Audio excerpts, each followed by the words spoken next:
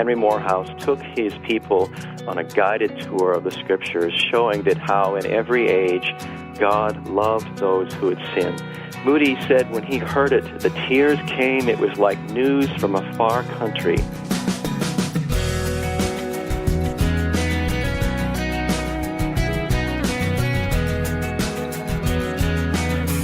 We're going to talk about D.L. Moody today on First Person. However, since Mr. Moody isn't available, we have the next best thing, biographer Kevin Belmonte.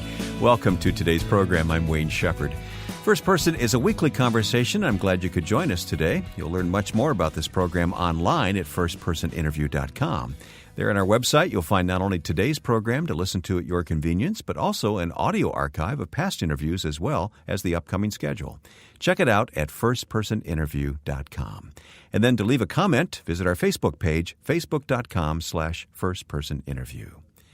With us today is Kevin Belmonte, the author of numerous books and biographies, including bios of William Wilberforce, G.K. Chesterton. But we're focusing on the great 19th century evangelist Moody, who was a gifted man in so many ways, a real world changer.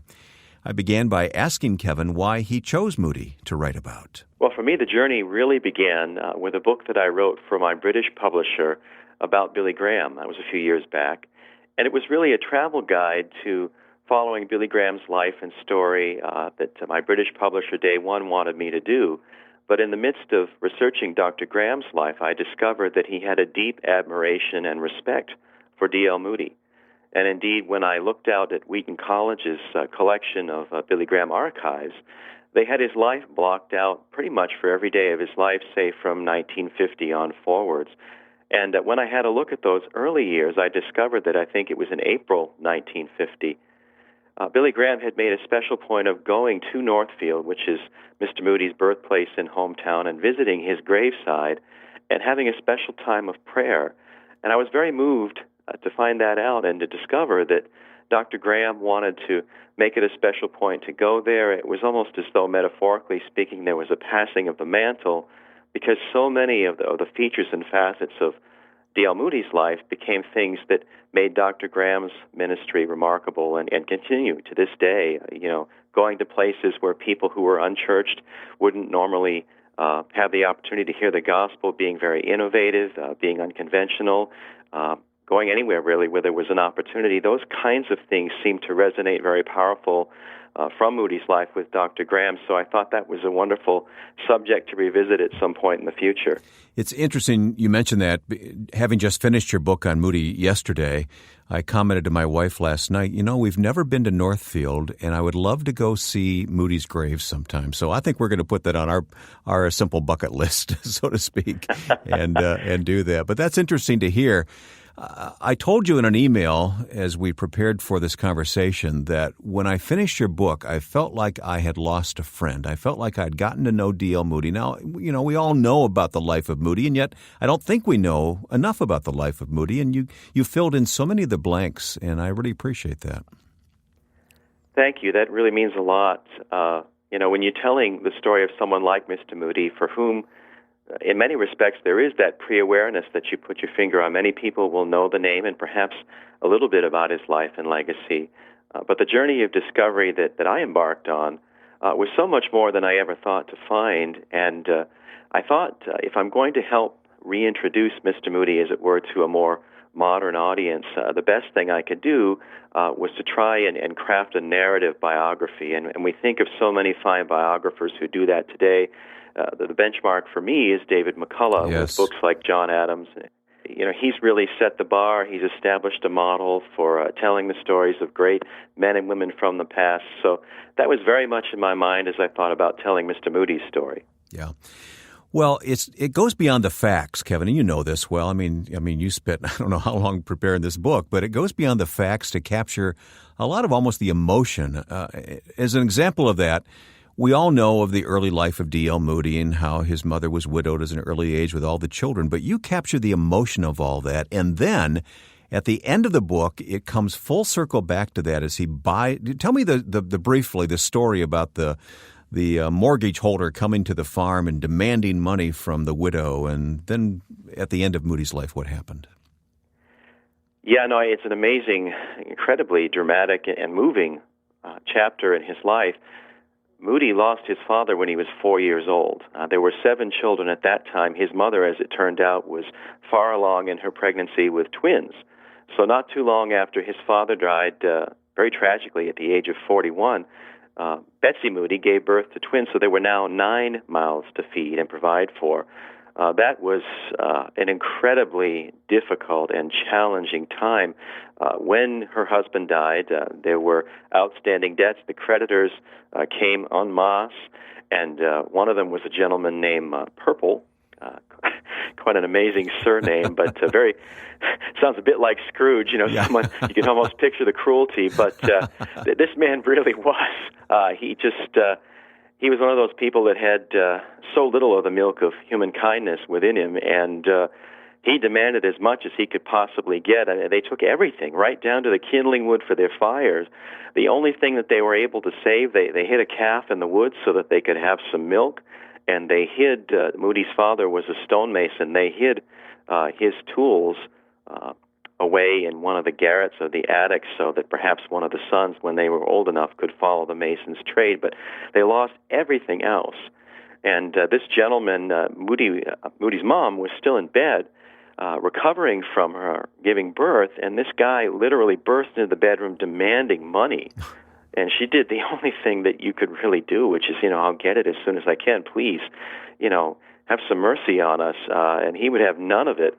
And just incredibly cruel thing to think about. A single mom with 9 kids. I mean, we put ourselves in that position. What would we do? Well, the man,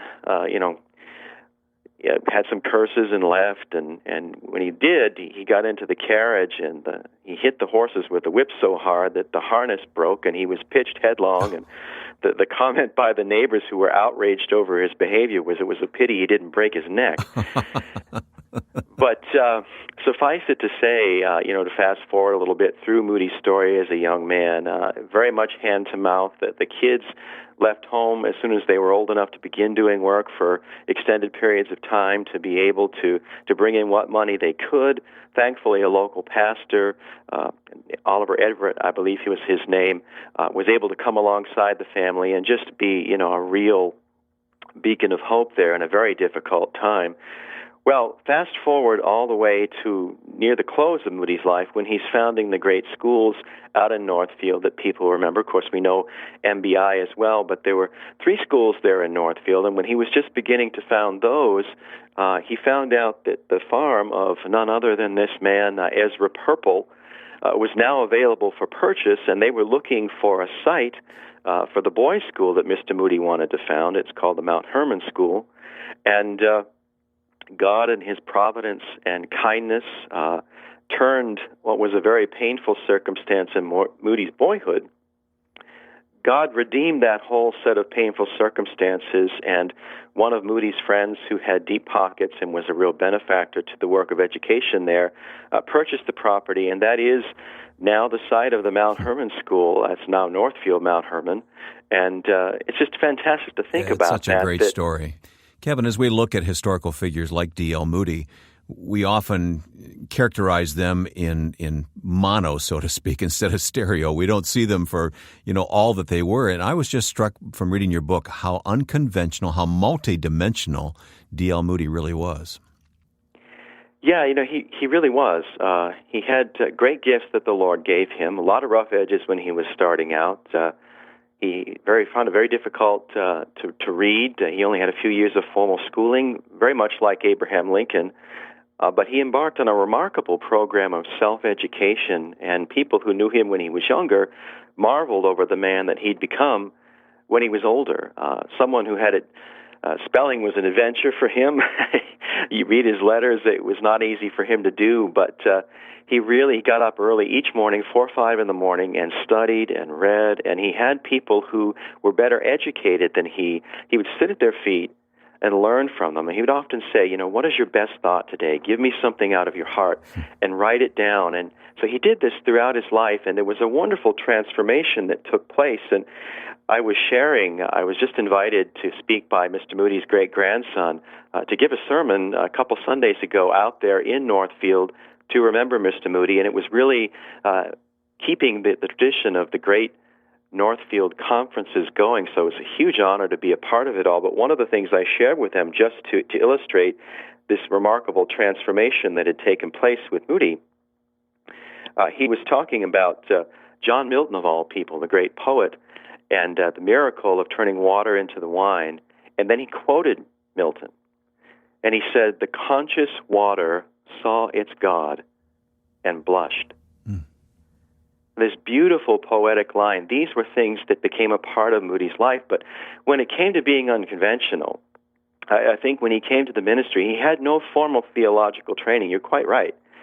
And the thing that's remarkable about it is he was a very successful business person.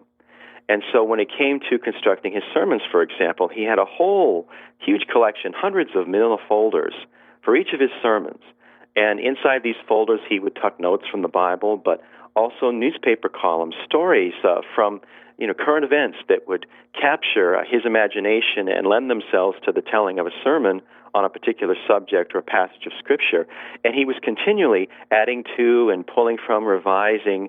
It was a marvelous way of preparing sermons, but it gave them a freshness and immediacy that was often very lacking. We think of Victorian sermons and we think of these very flowery, sometimes very eloquent, but very long.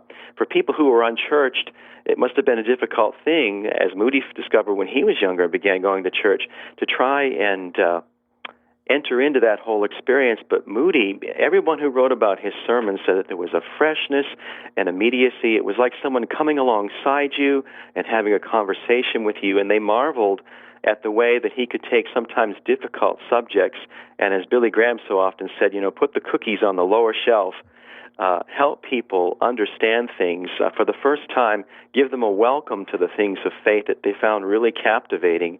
And when Moody would give his sermons, one of the things that was remarkable is he was always very sensitive, very attuned to the atmosphere there in the room. So if he needed to change things up, if he felt as though he wanted to ask Ira Sankey to lead people in more singing, he would do that. I think one of the nicest examples that I have concerns a baby who once cried during one of the services, and there's a quick story here. I'll share it if I may. He was preaching, and all of a sudden a baby started to cry, and people were throwing cruel looks, oh, you need to take that baby out of the room. And Moody noticed it right away, and he asked her to stay where she was. And he said, "My lungs are stronger than the baby's, and if anyone doesn't like it, they may leave." But then he did something more. At the close of the service, he announced the next afternoon he'd preached to mothers with babies in their arms, and no one, he said, without a baby will be admitted. And the gentleman who wrote about this, J. Wilbur Chapman, said, "The scene touched the great preacher's heart, and his words touched the hearts of all the mothers." And Mr. Moody said afterward with a wink, "A good many of the women must have borrowed babies for the occasion." So that's the kind of person he was. More stories about D.L. Moody coming up from his biographer, Kevin Belmonte, next on First Person.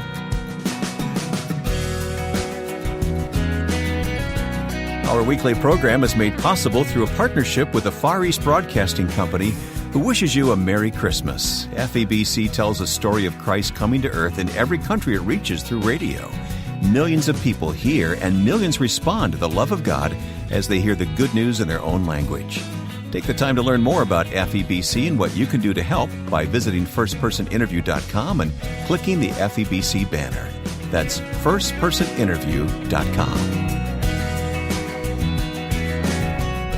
My guest today is Kevin Belmonte, the author of D.L. Moody, A Life, Innovator, Evangelist, World Changer. Kevin, of course, has written many other books as well, including Wilberforce. And Kevin, let me talk about that for just a moment. That's another inspiring story, a historical character who has much to teach us today. Yeah, absolutely. It was a tremendous experience. And indeed, we just had Lady Davson. We call her Kate, but she's Lady Davson. She was just here to stay with us here in Maine for a week, and we had a wonderful time.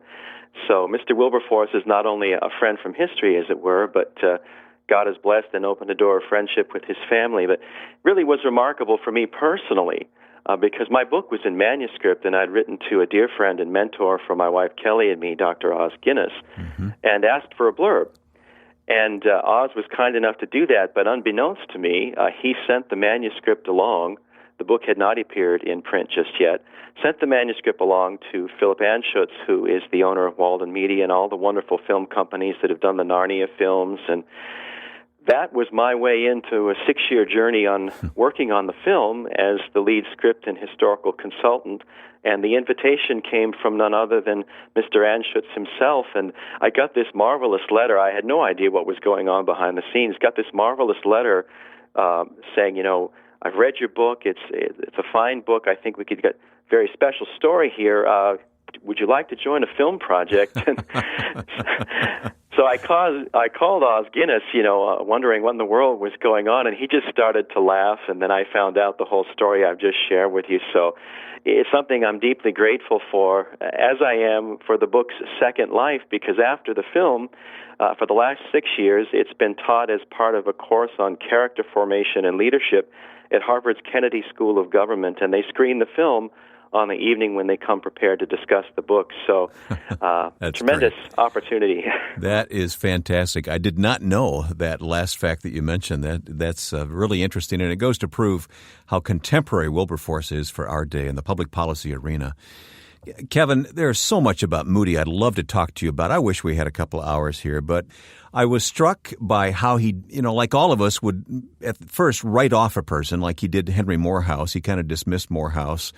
And then he recognized his error and came back and was a huge supporter of Henry Morehouse. Describe that relationship and the transition that caused in Moody's preaching. Well, absolutely. You put your finger on something that was a real hallmark of who D.L. Moody was. He had a teachable heart. Like all of us, he could make mistakes, errors in judgment, things that he later wished he might have said differently. And his snap judgment, as it were, of this former pickpocket, Henry Morehouse, whom he met in his first trip to England in 1867. Moody was rather cold in his treatment initially. He would hardly give him the time of day, would he? Absolutely. I mean, he basically said, well, if you're ever in America, come over and see me sometime. And he thought that was the end of it. Well, it turns out that this young gentleman from England, Henry Morehouse, as I say, a former pickpocket who God had done a wonderful work in and made him a very powerful preacher, very knowledgeable in the Word and how to speak compellingly. He came all the way over to Chicago and showed up on Mr. Moody's doorstep, and Moody had to go out for a series of preaching engagements, but he said to the leaders of the church, well, give him a go, and he's come all this way, and I haven't been very nice to him, and if it doesn't work out so well, hey, nothing ventured, nothing gained kind of thing, a very cavalier attitude about it. And he came home and asked his wife how that young preacher was getting along. And he said, how's that young Irishman getting along? Which shows how much Moody had been paying attention, because he wasn't Irish, he was English. But she said, well, he preaches a little differently than you do. And he said, well, what do you mean? And he says, well, he tells people God loves them. And that cut Moody to the quick. And, he protested, well, we'll see, and I'll come hear him. And because Moody at that point had been dealing in what was pretty much standard sermon fare, kind of a little bit heavy on the side of fire and brimstone, that sort of thing, which he readily admitted. But the thing that shows his teachable heart is the second part of that story, because he went to hear this young man preach, and he'd been preaching for several nights, but he'd always been preaching from the same text, John 3:16. And so he got up there to preach, and Moody was watching him with an eagle eye, and he said, let's turn to our text. And what unfolded over the next couple of hours was remarkable. From Genesis all the way to Revelation, Henry Morehouse took his people that were there in the audience on a guided tour of the Scriptures, showing that how in every age God loved those who had sinned, who had fallen short, who needed redemption, who needed a second chance. And Moody said when he heard it, the tears came. It was like news from a far country. He'd never heard anything like it, and it transformed his preaching ministry entirely. If the fire and brimstone-ish fare had been the hallmark or something that was very prominent in his preaching heretofore, the love of God became his grand theme for the rest of his life. So that's from 1870 all the way up through 1899. Remarkable. And no one who... Yeah, absolutely. I mean, the most unlikely messenger, Henry Morehouse, and Moody's teachable heart was such that when he heard it, he recognized it for the truth that was there, and he embraced it. How often are we tempted to write people off at first? And that's a great lesson to all of us, I think. I would love to talk to you about D.L. Moody's experiences, his special experiences with God, where he just felt God's presence. There are a couple of moments in his life when that happened that you talk about in your book, and I'll have to leave that to those who read your book. But I want to take you to the end of his life. In a day and age in which we have stories of near-death experiences, and they're treated with a good dose of skepticism, D.L. Moody had an interesting experience at the end of his life. Can you take us there for just a couple of minutes? Well, heart trouble had been a concern for a number of years with D.L. Moody, and he was on a preaching tour out in Kansas City, and the pains came on. He had to leave off this preaching tour that had seen great moments of blessing in the early stages and return home to Northfield, and he went upstairs to his bedroom and never left it. And his children, his wife and children and their spouses very faithfully attended his bedside, but near the end, he had this marvelous vision of heaven. Somehow, the veil between here and eternity was laid by. And Moody had very painfully suffered the loss of two beautiful little grandchildren. And all of a sudden, he spoke up and said in a very clear voice, filled with wonder, "Dwight, Irene, I see the children's faces." And it was just one of those most beautiful things. He said, "Earth recedes and heaven is coming. It's time for me to go." And so very often, we think about bidding farewell to loved ones here and passing over, as it were. Sometimes that's not always easy. Sometimes it's very difficult for families. But D.L. Moody was granted a great grace, a great source of comfort, something that his family was not only able to see but to hear. And so his going to heaven was made very beautiful, very touching. I can only think of what a wonderful welcome he must have had, because so many who'd gone on before owed their place in heaven to what God did in and through him. So I can't help but think that beautiful experience of seeing the veil between here and eternity set by was God's gift of solace and comfort to him. Kevin, how do you summarize a man like this? Well, it's a tall order, because Mr. Moody is such a tremendous figure, so important to history in the proper sense, but also Christian history especially. But I think one quote really captures it. I'll share it if I may. He said, "The world is after peace. That's the cry of the world. That's what the world wants. Probe the human heart, and you find down in its depths a want, a cry for rest. Where can rest be found? Here it is, right here. Put your trust in the living God with all your heart, mind, soul, and strength, and you'll have peace." Kevin Belmonte, the author of D.L. Moody, A Life, the latest biography written on the life of this great man of God. We'll have more information about this Moody biography and its author on our website, firstpersoninterview.com. You may want to bookmark our page and come back often for updates. Also, pass the link along to others you feel might enjoy what you've listened to today.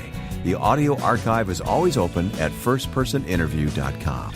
We're also found on Facebook at facebook.com/firstpersoninterview. You can leave comments there, facebook.com/firstpersoninterview.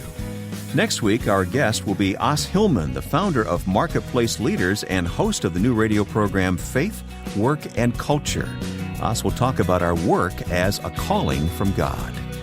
Now, with thanks to my friend and producer Joe Carlson, I'm Wayne Shepherd, hoping you can join us next time for First Person.